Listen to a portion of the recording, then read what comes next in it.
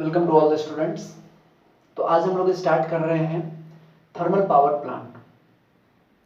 देखिए, electricity generation के कई सारे सोर्सेस हैं और उन सोर्सेस में अभी जिस सोर्स से सबसे ज़्यादा इलेक्ट्रिकल एनर्जी प्रोड्यूस हो रही है वो है थर्मल पावर प्लांट।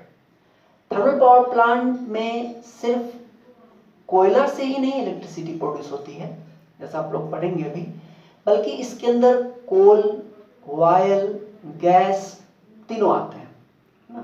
ऑयल में पेट्रोल, डीजल ये सब भी आता है। तो जो काम कोयला से हम लोग इंडिया में करते हैं वही काम जहाँ पे ऑयल और गैसेस काफ़ी मात्रा में है, जैसे आपको अरब कंट्रीज हुए, सऊदी अरब, ईरान वगैरह, जहाँ पर ऑयल काफ़ी मात्रा में है, तो वहाँ वो इलेक्ट्रिसिटी जनरेट ऑयल से करते हैं। हालांकि प्रोसेस वही रहता है ना, जो हमारा टीपीपी का प्रोसेस है वही रहता है, बस फ्यूल, ईंधन हम लोग कोयला यूज़ करते हैं क्योंकि हमारे पास कोयला ज़्यादा मात्रा में है। हम तो गाड़ी में पेट्रोल के लिए कहीं से मंगाते हैं, तो इलेक्ट्रिसिटी जनरेशन के लिए करेंगे तब तो हम लोग बहुत प्रॉब्लम होगी। तो कोल हम लोग यूज़ करते हैं क्योंकि हमारे पास कोल ही है अवेलेबल। तो थर्मल पावर प्लांट सबसे ज़्यादा इलेक्ट्रिसिटी जनरेशन, लगभग 65% ऑफ टोटल एनर्जी जनरेशन, हम तो कहेंगे थ्रू आउट द वर्ल्ड, जो 65% जो जनरेशन है वो थर्मल पावर प्लांट से हो रहा है, कन्वेंशनल सोर्सेज से हो रहा है। ये कन्वेंशनल प्लांट है और बेसिकली है क्या, अगर ओवरऑल एक बार हम आपको इसका समरी दे दें तो ओवरऑल ये है कि कोयला को जलाया जाता है, उससे जो हीट प्रोड्यूस होता है, जो उष्मा प्रोड्यूस होती है, उससे पानी को गर्म किया जाता है। ठीक है, अब जब पानी गर्म होगा तो उससे स्टीम बनेगा, भाप बनेगा, है ना। अब उस स्टीम को प्रेशराइज करके, कैसे प्रेशराइज करते हैं, पतले पतले पाइप से गुजारेंगे, प्रेशराइज हो जाएगा। उस भाप को प्रेशराइज करके जब हम लोग एक टरबाइन पे हीट करते हैं, टरबाइन पे हीट करते हैं मतलब देखिए, टरबाइन कुछ इस टाइप का आपको होता है, हम लोग पढ़ेंगे, बट अभी हम जस्ट आपको एक फिगर बना रहे हैं। एक ये बीच में ये सेंट्रल पार्ट है और उसके बाद फिर इस पे ये इस तरह से, ये क्या है, ये ब्लेड्स हैं, टरबाइन ब्लेड्स, ये टरबाइन ब्लेड्स लगे होते हैं इस तरह से। तो जब स्टीम का फोर्स इस पे आता है इन ब्लेड्स पर, तो ये टरबाइन आपका मूव करने लगता है ना।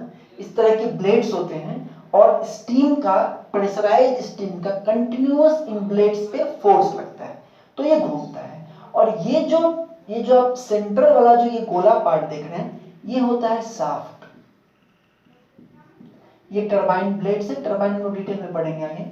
ये टरबाइन ब्लेड्स है, ये शाफ्ट है। तो जब स्टीम का प्रेशर इन टरबाइन ब्लेड्स पे लगता है तो ये पूरा का पूरा टरबाइन मूव करता है शाफ्ट के साथ, और ये शाफ्ट फिर आगे जाकर के किससे कनेक्टेड होगा, जो हम लोग कल पढ़े थे, सिंक्रोनस जनरेटर के रोटर से, है ना। सिंक्रोनस जनरेटर के रोटर से ये शाफ्ट कनेक्टेड होगा। तो जब ये घूमेगा, शाफ्ट घूमेगा, टरबाइन का शाफ्ट घूमेगा, तो रोटर भी घूमेगा, और रोटर पे होते हैं मैग्नेटिक पोल्स, तो वो मैग्नेटिक पोल्स भी घूमेंगे, और बाहर स्टेटर पे होते हैं कंडक्टर्स।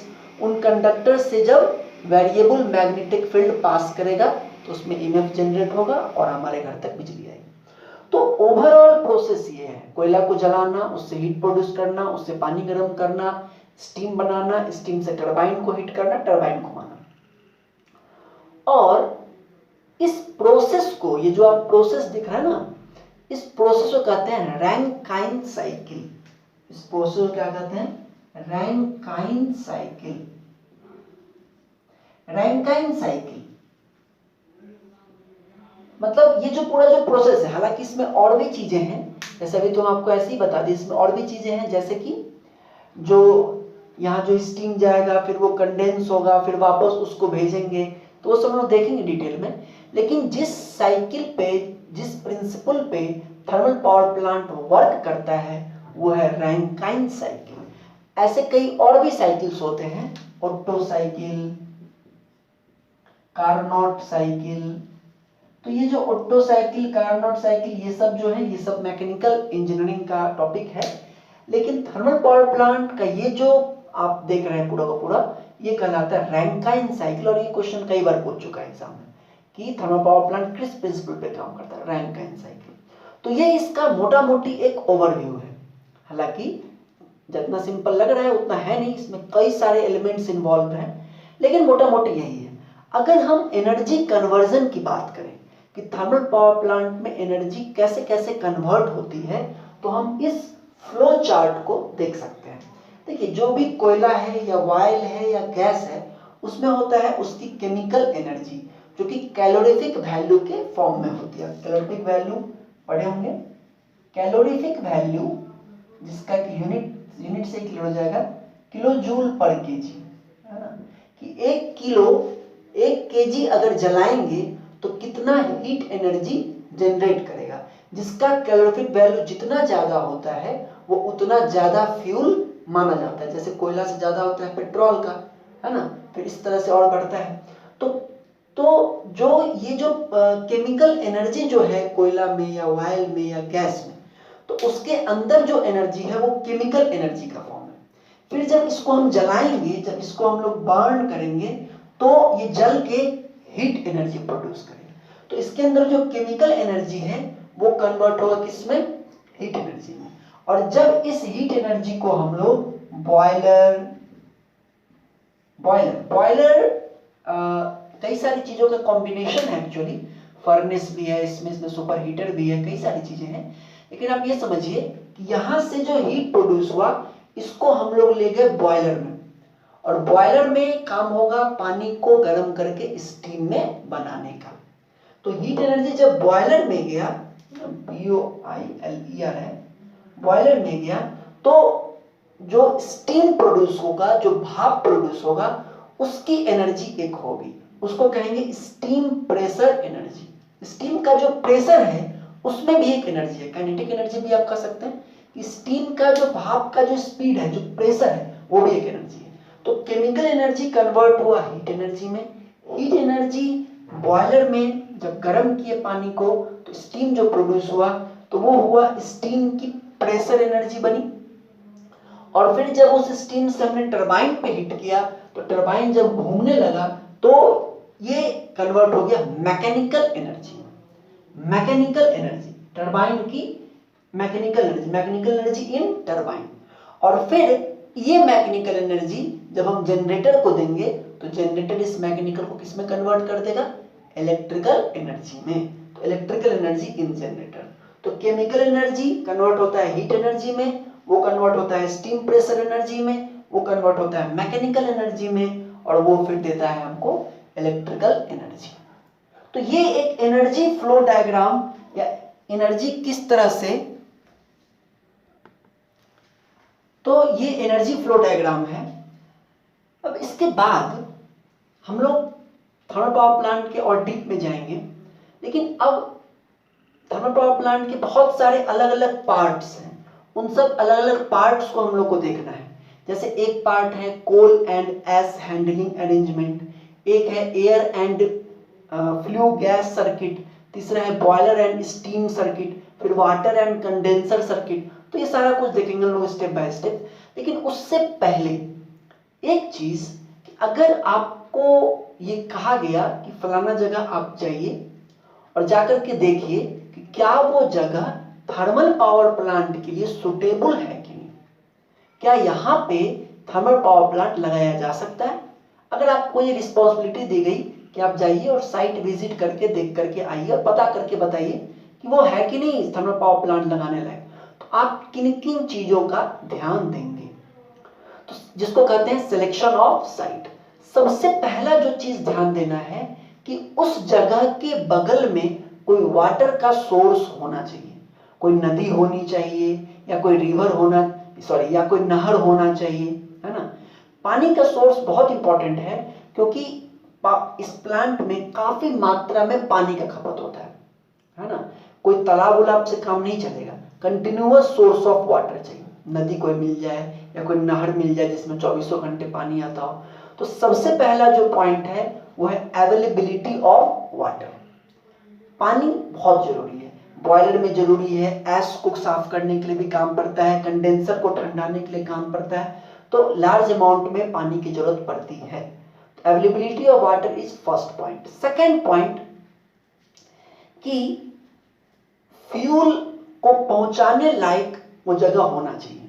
मान लीजिए अगर मान लीजिए जैसे हमने कल पढ़ा कि अभी जो ट्रेंड चल रहा है कि फ्यूल सेंटर के बगल में ही हम लोग प्लांट बनाते हैं, तब तो ठीक है, लेकिन फिर भी ये देखना होगा कि यहाँ पे रेल मतलब ट्रेन की सुविधा, रोड मतलब ट्रेन या रोड से हम कोयला ला सकते हैं कि नहीं, ट्रांसपोर्टेशन फैसिलिटी है कि नहीं। अब ऐसा कि आप मान लीजिए आप अब पहाड़ पे या कहीं पे देख ले तो पता चला हेलीकॉप्टर से कोयला पहुंचाना पड़ रहा है, तो ऐसा नहीं होना चाहिए। वहां पे आपको ट्रांसपोर्टेशन फैसिलिटी मस्ट है। जैसे आपका एनटीपीसी जो कांटी का है, यहाँ पे पीछे रेलवे स्टेशन है, सामने से रोड है, उसके बीच में वो है, तो ट्रांसपोर्टेशन फैसिलिटीज मस्ट। 2 पॉइंट। तीसरा पॉइंट है cost and type of land. जो आप जमीन जो आप देखने जा रहे हैं वो दलदला नहीं होना चाहिए, मतलब वहां पे काफी हेवी इक्विपमेंट्स रखाने वाले हैं, ट्रांसफार्मर रखाएगा, जनरेटर रखाएगा, बॉयलर रखाएगा और भी चीजें रखाएंगी, तो वो जमीन दलदल नहीं होना चाहिए। क्योंकि जनरली जब आप वाटर सोर्स ढूंढते हैं बगल में तो उसके बगल की जमीन दलदली टाइप की होती है, तो ये भी आपको चेक करना है। वैसे ये तो सिविल वगैरह चेक करेंगे, but you have to clarify, आपको ये स्पष्ट करना हो कि जमीन दलदली ना हो और महंगा भी ना हो। कॉस्ट भी एक इंपॉर्टेंट फैक्टर है, तो ये पॉइंट हो गया। इसके अलावा एक और भी पॉइंट है, वो ये है कि पॉपुलेटेड एरिया से इसको थोड़ा दूर होना चाहिए, है ना।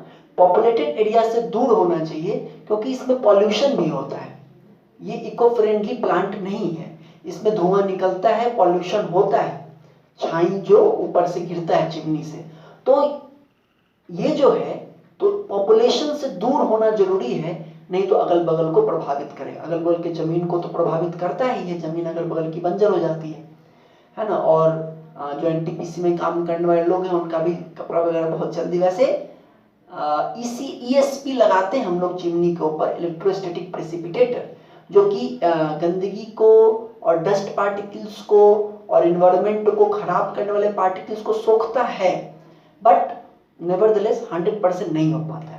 तो एक और पॉइंट ये ध्यान में रखना है कि पॉपुलेटेड एरिया से दूर हो। जैसे कि एनटीपीसी कांटी है वो मुजफ्फरपुर से काफी दूर है, ये अलग बात है, कांटी में भी पॉपुलेशन काफी बढ़ गया, but it is to be concern, आपको इस बात को ध्यान रखना है। ये 3-4 पॉइंट है सिलेक्शन ऑफ साइट में। अब आते हैं थर्मल पावर प्लांट के पहले पार्ट पे, जो कि है coal and ash handling arrangement. Let's see, देखिए coal and ash handling arrangement. Coal मतलब कोयला, एश मतलब कोयला का राख। अब coal and ash handling arrangement जो सबसे पहला है उसका फ्लो चार्ट तो ये है, कोल स्टोरेज, कोल हैंडलिंग प्लांट और बॉल मिल, बॉयलर, एश हैंडलिंग प्लांट, एश स्टोरेज। मतलब ये पूरा का पूरा जो अरेंजमेंट है ये किस तरह से कैसे कैसे काम करता है वो है। लेकिन उससे पहले जो कोयला हमारे देश में ही नहीं ऑल ओवर वर्ल्ड में जो है वो इन 6 कैटेगरीज में बांटा गया है। नीचे से ऊपर जैसे जैसे आप बढ़ेंगे वैसे वैसे कोयले की क्वालिटी बढ़ेगी और उसका क्वालिटी मतलब कैलोरीफिक वैल्यू बढ़ेगा। तो इसमें सबसे खराब है पीट, फिर लिग्नाइट, फिर semi bituminous, bituminous, semi anthracite, anthracite. अब हमारे देश में जो कोल जो हम लोगों को अवेलेबल है वो है इस टाइप का, मोस्टली सेमी बिट्यूमिनस टाइप, ठीक है। और बाकी जो है वो एक तो है नहीं ज्यादा और बाकी जो है वो काफी महंगे भी हैं, तो हम लोग इसी कोल को यूज करते हैं ज्यादातर, सेमी बिट्यूमिनस टाइप। घर में जो कोयला वगैरह खाना बनाने के लिए यूज होता है वो लिग्नाइट टाइप होता है, ठीक है।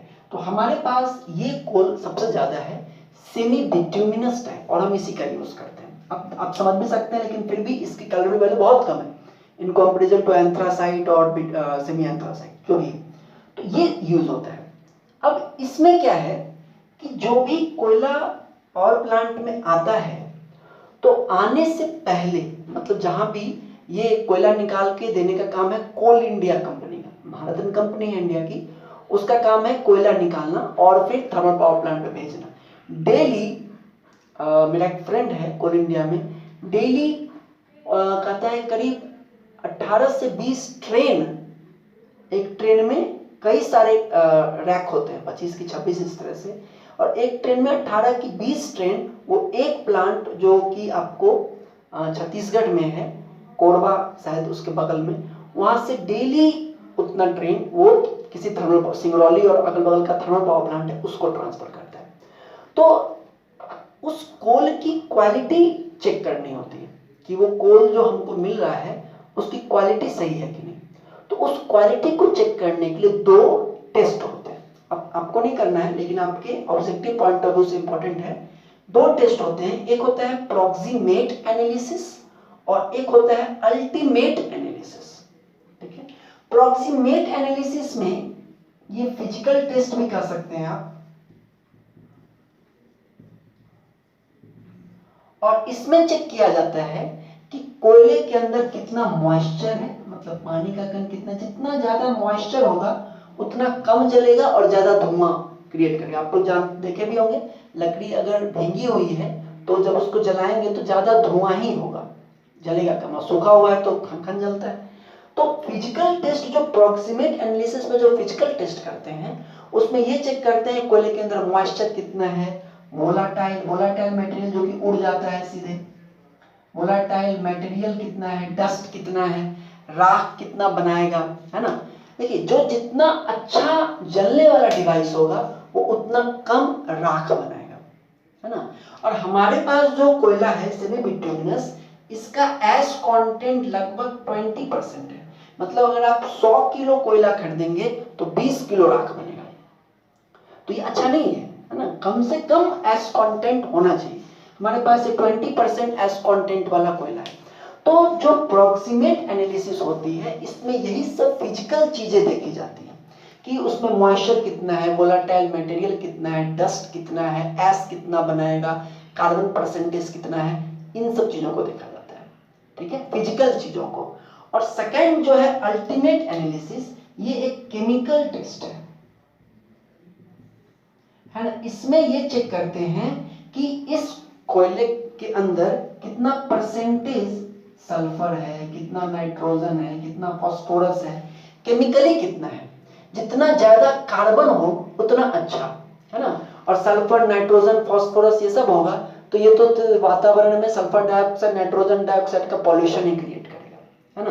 तो ज्यादा परसेंटेज कार्बन का होना चाहिए। तो ये 2 टेस्ट किया जाता है कोयला को चूज करने से पहले। एक प्रॉक्सिमेट एनालिसिस जो कि फिजिकल टेस्ट करता है और दूसरा अल्टीमेट एनालिसिस जो कि केमिकल टेस्ट करता है। ठीक, अच्छा। अब जो कोयला टेस्ट में पास हो गया, अब उसको लेना है, तो एक जो जनरल जो ट्रेंड है, एक प्रचलन जो है वो ये है कि अगर आपका जो पावर प्लांट है वो कोल माइन से दूर है। देखिए, कोल माइन का ना एक और भी कहते हैं कोलियरीज, कोलियरीज मतलब कई सारे कोल माइन। तो अगर आपका पावर प्लांट कोल माइन से दूर है, कोयला के खदान से दूर है, तो आपका जो कोल का स्टोरेज होना चाहिए वो कम से कम 30 डेज के लायक होना चाहिए हमेशा। मतलब कि अगर डेली आपका खपत, अगर डेली आप अगर 500 किलो अगर डेली कोयला का आप खपत कर रहे हैं तो आपके पास एनी टाइम कितना, 15,000 किलो ऑलवेज होना चाहिए। 30 डेज का स्टॉक होना ही चाहिए अगर आपका प्लांट कोल माइन से दूर है तो। क्योंकि मान लीजिए ट्रांसपोर्ट का स्ट्राइक हो जाए या कुछ प्रॉब्लम हो जाए तो आपके पास होना चाहिए सफिशिएंट स्टॉक। अगर दूर है तो 30 डेज, और अगर नजदीक है तो 15 डेज। अगर नजदीक है तो 15 दिन का स्टॉक लोग रखते हैं। अब ज्यादा दिन का क्यों नहीं रखते हैं, 1 साल 2 साल का, मॉइस्चर जितना ज्यादा आप जितना ज्यादा दिन तक रखेंगे उतना ज्यादा उसमें मॉइस्चर लगने का चांस है। बाहर में रखे रखे भी मॉइस्चर लग जाता है, ठंडा में, ओस से, बरसात से। तो मॉइस्चर एक बहुत बड़ा इशू है, इसलिए 30 दिन मैक्सिमम स्टोरेज पीरियड है। अगर दूर है तो और नजदीक है तो 15 दिन। ठीक है, अब देखिए, ये तो कोल्ड स्टोरेज की बात होगी। तो सबसे पहला जो कोयला आया उसको स्टोर करके रखें। अब देखिए, जो मैंने कहा कि जो हमारे पास कोयला है उसका एस कंटेंट कितना है, 20% है। बहुत ही अच्छी क्वालिटी का कोयला ये नहीं है। अब कोयला जो जनरली जो कोल माइन से निकलता है वो ढेला टाइप का होता है, बड़ा बड़ा ब्लॉक इस तरह का, है ना। अब अगर इस बड़े बड़े ब्लॉक को हम जलाएं तो ऐसा बिल्कुल पॉसिबल है कि बाहर बाहर जल जाए, अंदर का पार्ट न जले, और राख भी बहुत बनाएगा इस तरह का, अच्छे से न जले। मॉइस्चर होगा तो धुआं ही क्रिएट करेगा, अच्छे से नहीं जलेगा। तो इसके लिए कोयला को जलाने से पहले उसको भेजते हैं कोल हैंडलिंग प्लांट में, जिसको कि बॉल मिल भी कहते हैं, बॉल मिल। अब इस बॉल मिल में क्या होता है, इस बॉल मिल में दो चीज होता है, एक होता है क्रशर और एक होता है ग्राइंडर। एक होता है क्रशर। क्रशर क्या है, क्रशर क्या करता है कि जो मोटा मोटा बड़ा बड़ा जो कोयला का ढेला है उसको क्रशर तोड़ तोड़ के छोटा छोटा ढेला में कन्वर्ट करेगा, छोटे ढेला में कन्वर्ट करेगा। और ग्राइंडर क्या करता है, ग्राइंडर उसको पीस देता है, बिल्कुल ग्राइंडर उसको बिल्कुल पीस के एकदम पाउडर के जैसा कोयला बना देता है। और स्वाभाविक बात से आप ये समझ सकते हैं कि अगर ढेला को जलाएं तो, और अगर उसी को पाउडर कर दिए तो कौन अच्छे से जलेगा, पाउडर वाला ज्यादा अच्छे से जलेगा, क्योंकि पाउडर एक एक कण कण उसका जल जाएगा, है ना। तो ये एक काम करते हैं, इसको कहते हैं पल्वराइजिंग, है ना, पल्वराइजिंग। हम स्पेलिंग लिख रहे हैं, पल्वराइजिंग, है ना। इस प्रोसेस को कहते हैं पल्वराइजिंग। और इस प्रोसेस के बाद जो आपको कोयला मिलता है उसको कहते हैं पल्वराइज्ड कोल। और ये पल्वराइज्ड कोल कैसा होता है, बिल्कुल पाउडर। कोयले को हमने बॉल मिल में ले गए, बॉल मिल में उसने क्रशर और ग्राइंडर से उसको हम लोग बिल्कुल पल्वराइज कर दिए, है ना, मतलब बिल्कुल पाउडर फॉर्म में कर दिए। और फिर वो पाउडर फॉर्म में होकर के बेल्ट, मतलब कि आप अगर देखे हो कि इस तरह का बेल्ट सिस्टम होता है और इसके नीचे बेल्ट में रोलर्स लगे होते हैं और ये रोलर्स घूमते रहते हैं, है ना। और इस बेल्ट के ऊपर से ये कोयला जो है आपको चला जाएगा किसमें, बॉयलर में, है ना। तो ये तो खैर दूसरी चीज है। तो pulverisation is very important. Pulverisation क्यों करते हैं, ताकि हमारा कोयला अच्छे से जले, हमारे प्लांट की एफिशिएंसी बढ़े।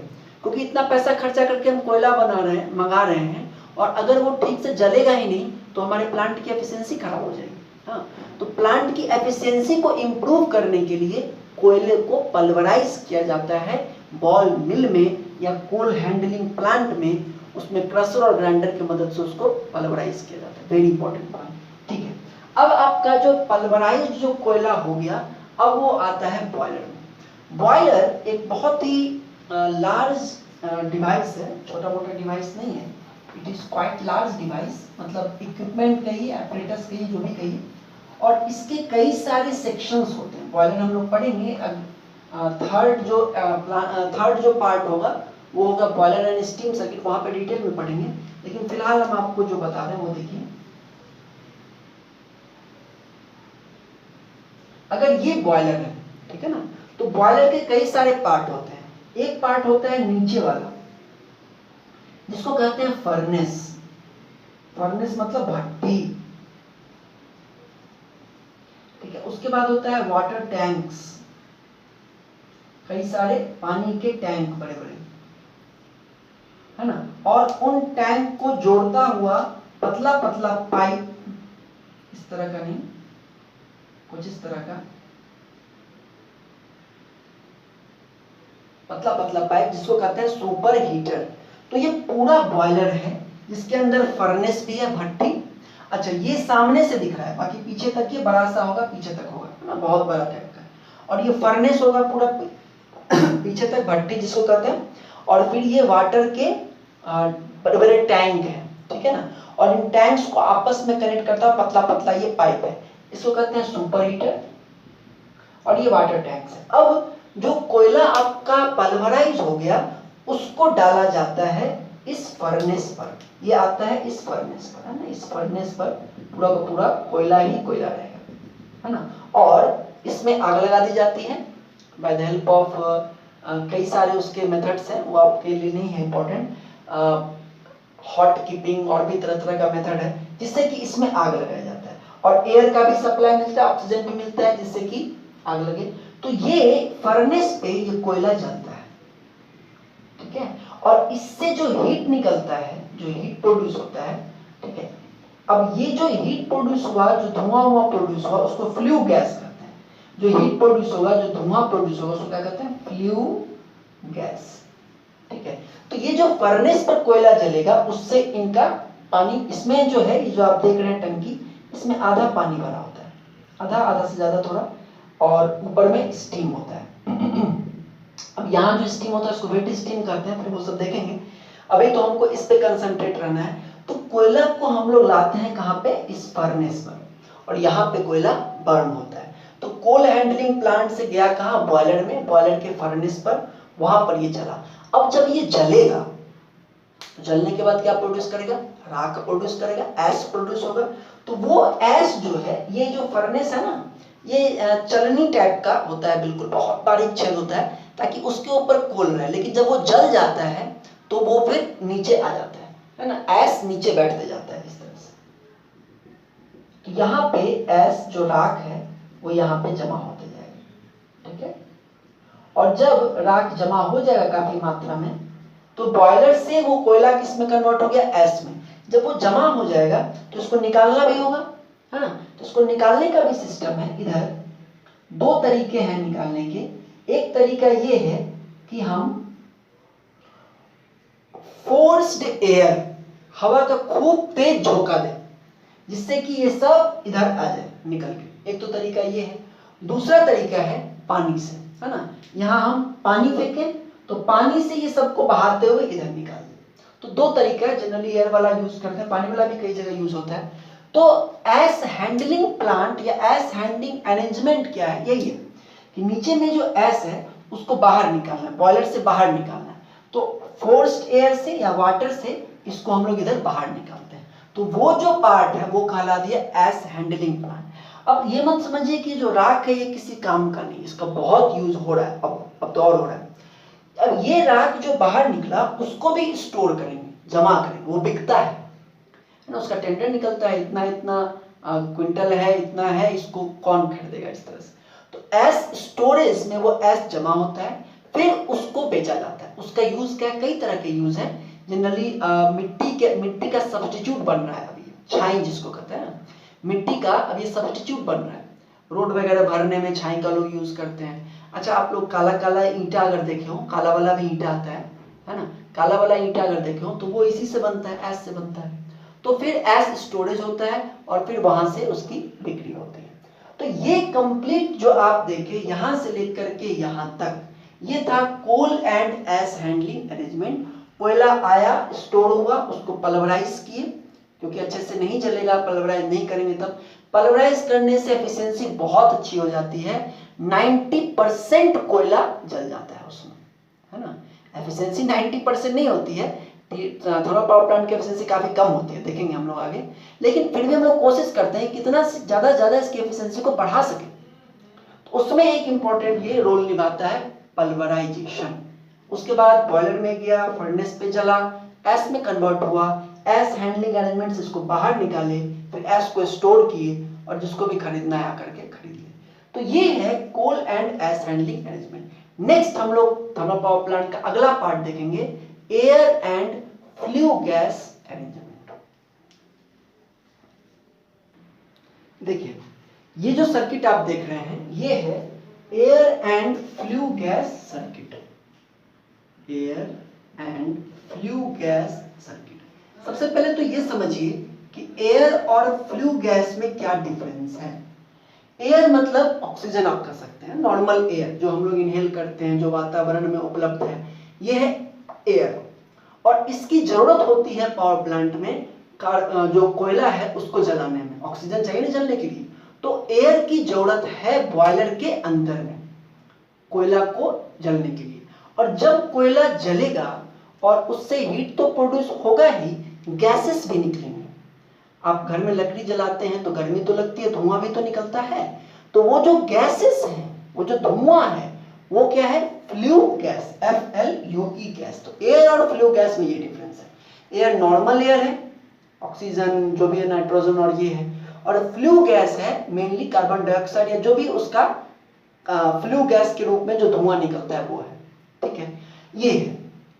तो अब हम लोग जो ये जो सर्किट पूरा देख रहे हैं, air and flue gas circuit, इसमें हम लोग देखेंगे कि आखिर बॉयलर को जो एयर हम लोग दे रहे हैं कार्बन कोयला के जलने के लिए, वो कैसे दे रहे हैं, ठीक है, कहाँ से आया और कैसे उसमें गया बॉयलर में, ठीक है ना, और जो बॉयलर में जो फ्लू गैस जनरेट हुआ उसका क्या कर रहे हैं, क्या वो अंदर में है या उसको बाहर निकाल। हम लोग देखते हैं वैसे पावर प्लांट में कि चिमनी में से धुआं निकलते रहता है, तो कैसे कैसे गया, क्या बॉयलर से डायरेक्ट चिमनी में गया कि कुछ और होके गया, क्या सिस्टम है, कैसे, तो ये पूरा समझना है, ठीक है, बहुत ईजी है। देखिए तो इसमें आप यहां से स्टार्ट कीजिए। यहां पर है FD फैन। FD का मतलब होता है फोर्स्ड ड्रॉट। ड्रॉट मतलब होता है air pressure, forced draught fan. एक फैन है, पंखा, 3 फेज फैन होता है, वो चलता है और उससे एयर का फोर्स जाता है किसमें, एयर प्रीहीटर में।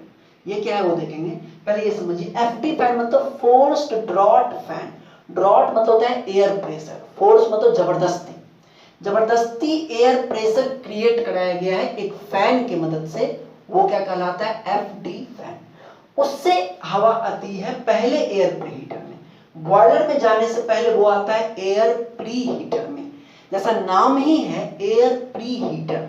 आप खुद सोचिए, अगर हम बॉयलर के अंदर में नॉर्मल एयर भेजें तो ज्यादा अच्छा से कंबशन, ज्यादा अच्छा से जलाएगा कोयला को, कि अगर हम थोड़ा गर्म करके हवा भेजें तो वो ज्यादा अच्छे से जलाएगा। ऑब्वियसली गर्म करके भेजें तो ज्यादा अच्छे से जलाएगा, क्योंकि गर्म है, पूरा का पूरा अच्छे से कंबशन होगा। तो एयर प्रीहीटर में जो नॉर्मल एयर जो आ रहा है FD फैन से, उसको गर्म किया जाता है, और उसको गर्म करने के लिए कोई अलग से सोर्स की जरूरत नहीं पड़ती है। जो धुआं जो आपके बॉयलर में जनरेट हुआ उसमें भी बहुत गर्मी होती है ना, कोयला काफी मात्रा में कोयला जल रहा है, तो उसमें जो धुआं जो जनरेट हो रहा है उसमें भी काफी हीट होता है। उसी हीट को अब उसको चिमनी में भेजने से पहले, चिमनी में भेजने से क्या होगा, वो बाहर निकल जाएगा, फिर धीरे धीरे ठंडा जाएगा, हम उसके हीट का तो यूज नहीं कर पाए। तो उसके हीट को यूज करने के लिए, है ना, उसके हीट को यूज करने के लिए कि भाई उस धुएं में बहुत हीट है, तो उसके यूज करने के लिए हम लोग एयर प्रीहीटर लगाते हैं कि उस धुआं को यूज करें, उसके हीट को यूज करें आने वाला जो एयर है उसको गर्म करने के लिए, ठीक है। कैसे होता है वो हम लोग देखेंगे, लेकिन ये एयर प्रीहीटर का मेन काम ये है कि before feeding the air to boiler it is heated by the help of heat of flue gases generated in boiler. Boiler में जो फ्लू गैस जनरेट हुआ उसके हीट से हम नॉर्मल एयर को हीट करते हैं। उसके बाद जैसे एयर इसमें आया प्रीहीटर में, नॉर्मल एयर, और देखिए इधर से फ्लू गैस आया, ये बीच में इकोनोमाइजर क्या ये भी हम बताएंगे, लेकिन इधर से फ्लू गैस आया, वही धुआं, और वो आया इसमें, और ये एयर और धुआं आपस में कैसे हुआ वो देखेंगे, लेकिन उससे एयर गर्म हो गया, एयर ने उस फ्लू गैस की हीट को ले लिया, गर्म हुआ, और तब फिर आया किसमें, बॉयलर में, ठीक है। कैसे होता है वो देखेंगे हम लोग। एयर प्रीहीटर का पर्पस आप समझ गए, 2 टाइप का होता है, एक होता है रिकपरेटिव टाइप, रिकपरेटिव टाइप। रिकपरेटिव टाइप में क्या होता है, आप मान के चलिए कि एक ये बेलनाकार ही मान लीजिए, हम तो इसको ये रेक्टेंगल टाइप बना रहे हैं, लेकिन आप मान लीजिए बेलनाकार है, ठीक है ना। तो इसमें क्या होता है कि इधर से FD फैन से एयर आएगा और फ्लू गैस, सपोज इधर से नीचे से फ्लू गैस आ रहा है, फ्लू गैस पाइप से आ रहा है, ठीक है ना, किसी पाइप के थ्रू ही आएगा। अब क्या होता है इस एयर प्रीहीटर में कि अब देखिए, क्या एयर और गैस को दोनों को मिला सकते हैं, नहीं मिला सकते, है ना। एयर और गैस मिल जाएगा तो वो गड़बड़ हो जाएगा, फिर उसको बॉयलर में कैसे भेजें, बॉयलर को तो ऑक्सीजन टाइप का कुछ चाहिए, तो मिलाते नहीं है। होता क्या है रिकपरेटिव टाइप में, क्या होता है कि ये जिस पाइप से फ्लू गैस एयर प्रीहीटर में आया वो इस तरह का पाइप है,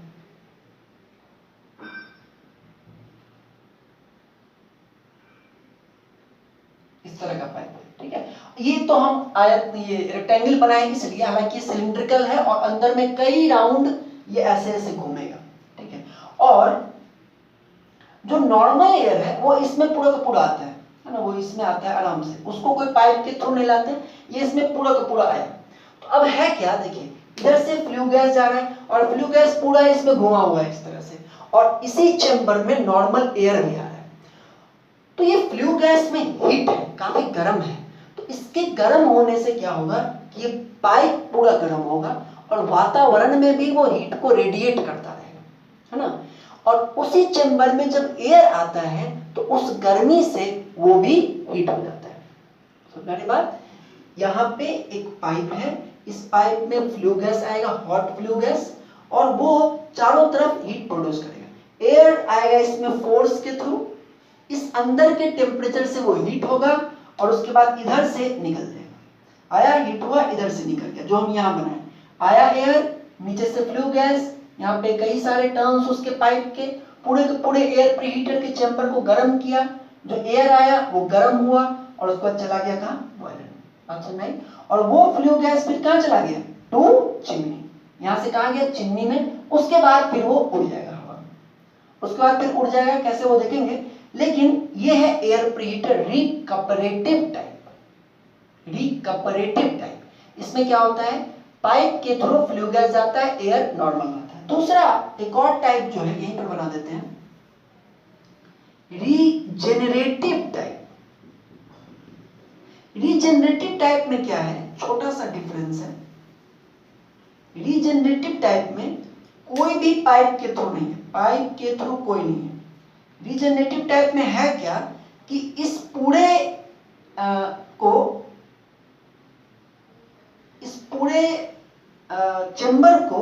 चेंबर के बीच में एक, ये आप देख रहे हैं लहरदार टाइप का, ये एल्युमिनियम का प्लेट है, लहरदार, जैसे कि आपका ये एस्बेस्टस होता है ना, उसी टाइप का, लेकिन एक ऐसा मीडियम जो हीट को एब्जॉर्ब करे और रेडिएट करे।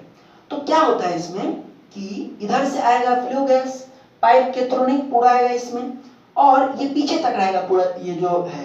तो जब इसके संपर्क में आएगा फ्लू गैस तो इसको पूरा हीट करेगा, ये इससे हीट लेगा और इधर हीट ट्रांसफर करेगा, इससे हीट लेगा और इधर हीट ट्रांसफर करेगा, ठीक है ना। इससे हीट लेगा, इधर हीट ट्रांसफर करेगा, और इधर से जो नॉर्मल एयर आ रहा है वो इस हीट को लेकर के गर्म होगा और इधर चला जाएगा बॉयलर पे, और ये फ्लू गैस इधर चला जाएगा चिमनी पे। आप समझ आ रही है, ये है रीजनरेटिव टाइप। रीजनरेटिव टाइप में बीच में हम लोग एक एस्बेस्टस टाइप का प्लेट लगा देते हैं, एल्युमिनियम का, या और भी कोई मटेरियल हो सकता है, जनरली एल्युमिनियम का, जो कि ज्यादा हीट को एब्जॉर्ब करे, इधर से हीट एब्जॉर्ब करेगा, इधर रेडिएट करेगा, और यहाँ पर इस पार्ट में जो एयर है वो हीटअप होगा, गर्म होगा, और फिर हीट हॉट एयर कहाँ चला जाएगा, बॉयलर को चला जाएगा। तो ये कौन सा टाइप है, रीजेनरेटिव टाइप, रीजेनरेटिव टाइप।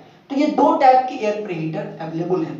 देखिए, अगर एयर के टेम्परेचर को, जो नॉर्मल एयर आ रहा है ना, अगर इसके टेम्परेचर को हम 20 डिग्री सेल्सियस भी बढ़ा सके, 20 डिग्री सेल्सियस भी बढ़ा सके, तो आपके पावर प्लांट की एफिशिएंसी में 1% का फायदा हो जाएगा। और 1% का फायदा मतलब साल का करोड़ों का फायदा हो जाएगा। बात समझ आ रही है? 1% भी एफिशिएंसी अगर आपने सुधार दिया तो मतलब आप साल भर में करोड़ों का फायदा कर ली। क्योंकि अभी और भी कुछ सोचा जा सकता है कि इस फ्लू गैस में अभी भी बहुत हीट है, अभी और भी इसको कैसे हीट करें। अभी तक लोगों ने इसको दो ही जगह हीट कर पाए हैं, एक इकोनोमाइजर में और एक एयर प्रीहीटर में।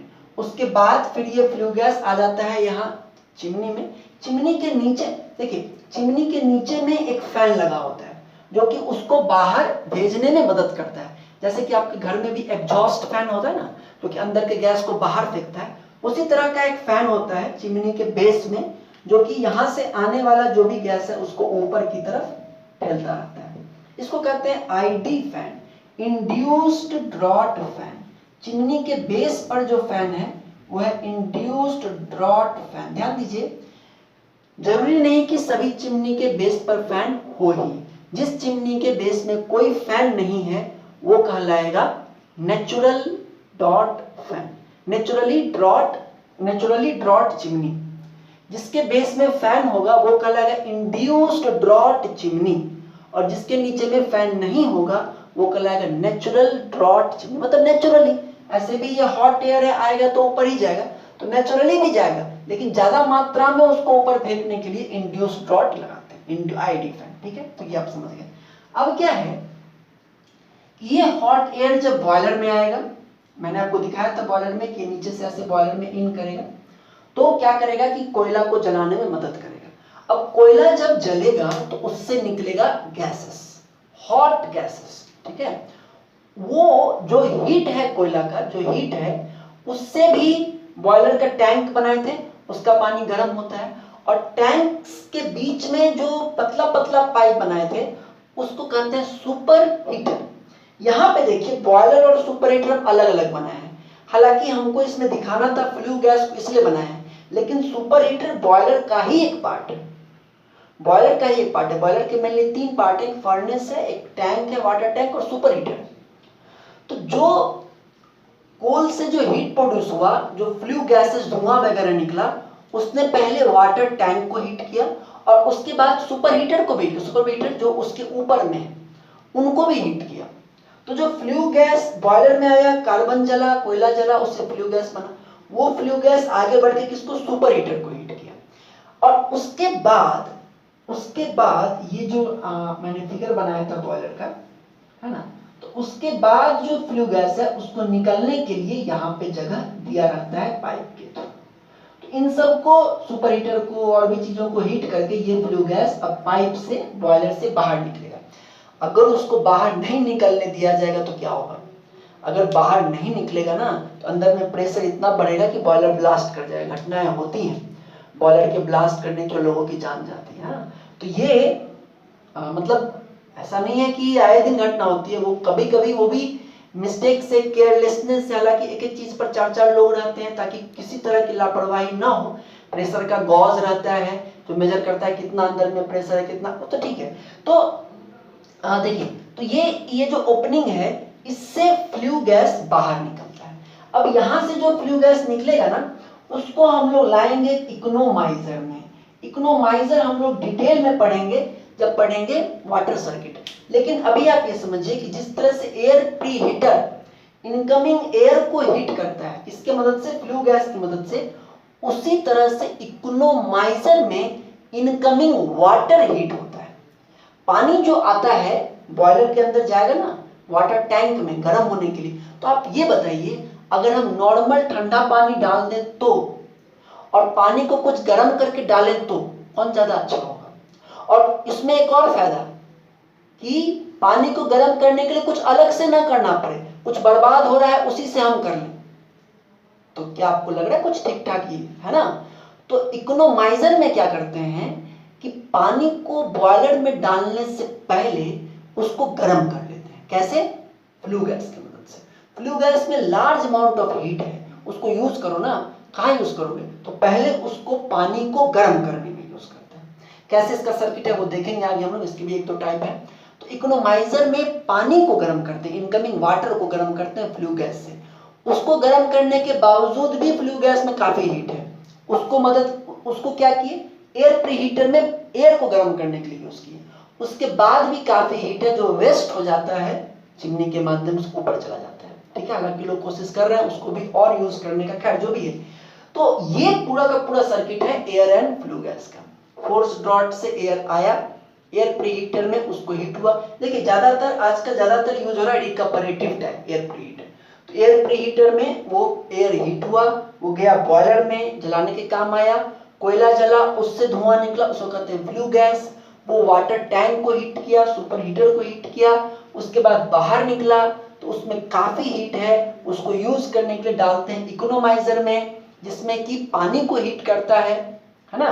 और पानी को हीट करने के बाद वो फ्लू गैस ऊपर, आप इस तरह का ऐसा कुछ सोच सकते हैं पानी का भी, है कि नहीं, पानी का भी ऐसा कुछ सोच सकते हैं कि इधर से पानी आ रहा है किसी पाइप के थ्रू और इधर से फ्लू गैस जा रहा है, पूरा इसने इसको हीट किया और फिर फ्लू गैस निकल गया और निकल के फिर कहाँ गया, एयर प्रीहीटर में चला गया। वैसे पढ़ेंगे इकोनोमाइजर हम लोग बाद में।